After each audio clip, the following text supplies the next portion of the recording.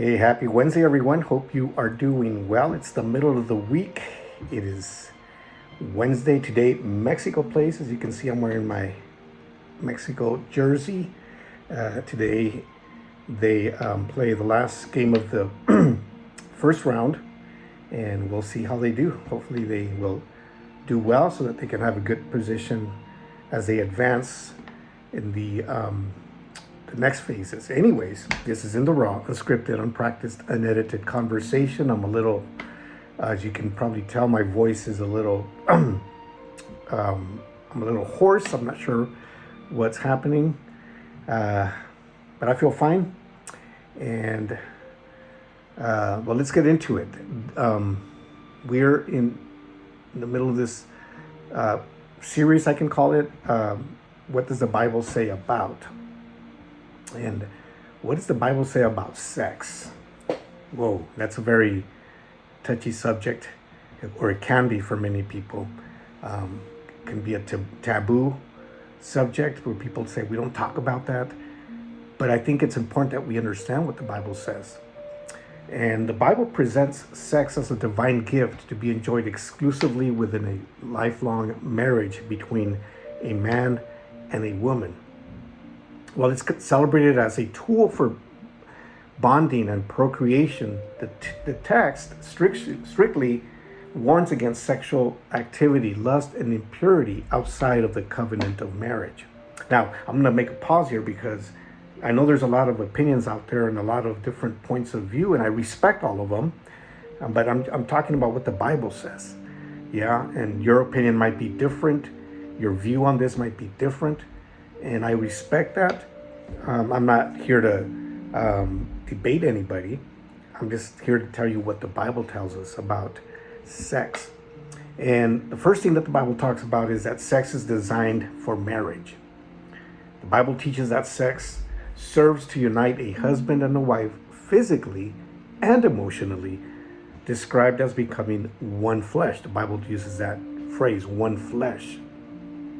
So it's designed for marriage, to be enjoyed between a man and a woman, husband and wife, and it provides mutual intimacy. And there's passages like 1 Corinthians 7, verses 3 through 5 that emphasize that spouses have the mutual responsibility to fulfill each other's physical and emotional needs. So sex is part of this. It's an intimate thing between a husband and a wife. Songs of Solomon, it's a book in the Bible, and it was written by King Solomon in his latter years. And this book is an extended poetic celebration of romance and mutual sexual enjoyment within marriage. And he speaks a lot about that. And he speaks about things like enjoy the woman or the woman of your youth. And it talks about, sometimes it gets a little explicit, and where it talks, and I encourage you to read Song of Solomon. Hebrews 13:4 also states, let marriage be held in honor among all. Let the marriage bed be undefiled. And so marriage is something that should be held in high honor among everybody that is in a marriage. And it says the marriage bed be undefiled. So what happens in your marriage bed should always be held in honor, is what he's saying, the writer of Hebrews. But the Bible also talks about restrictions on sex outside of marriage. Any sexual relation outside of the marital covenant are generally categorized as sexual immorality. And it's translated from the Greek word porneia. Porneia, that sounds like we've heard it before, right? That's where porn comes from, or pornographic, because it's something that is immoral, sexual immorality. So any sex outside of marriage, sometimes we talk about premarital and casual sex. The biblical view considers sex casual outside of marriage as a contradiction and reserves the one flesh union strictly for the marital context. So any sex outside of marriage, premarital sex or casual sex, there's something that's happening there spiritually. That's this one flesh idea that, two bodies are being united, not just physically, but emotionally and spiritually. The Bible also talks about adultery.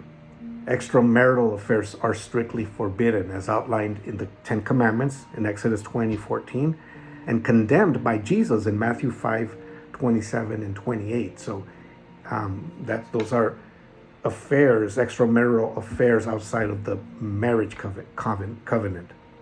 And then it also talks about the danger of lust. The Bible teaches that sexual purity applies to thoughts and intentions, not just physical actions. Jesus taught that entertaining lustful desires towards someone who is not your spouse is a form of mental adultery. That's in Matthew 5:28, and it's equally damaging as if you were actually doing it. You say, oh, it's just in my mind, it's just thoughts that I have, and I'm never going to act on them. But just as long as you have those thoughts, then you've already committed it, Jesus said, in your thoughts. And so the bottom line, I think the Bible is just very clear in saying that sex should be limited to a man and a woman, and it should be limited to the covenant of marriage. Anything outside of that is not pleasing to God.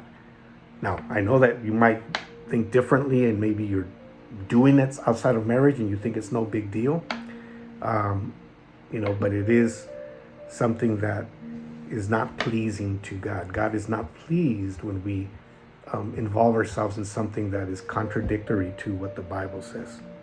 So, yeah, that's what the Bible says about sex.